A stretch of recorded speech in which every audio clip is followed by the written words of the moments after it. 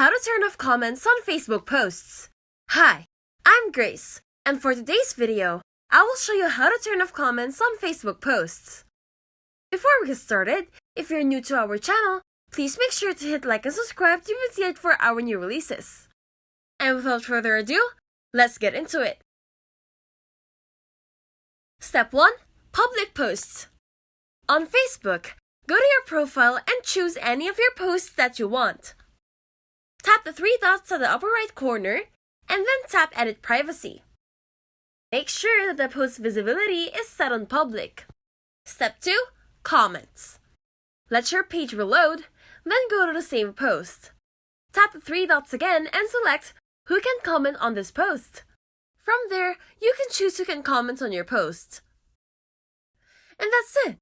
That is how you turn off comments on Facebook posts.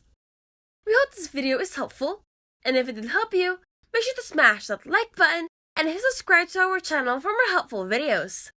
If you have any questions or topics you would like us to cover, please make sure to leave it in the comment section down below. Thank you for watching!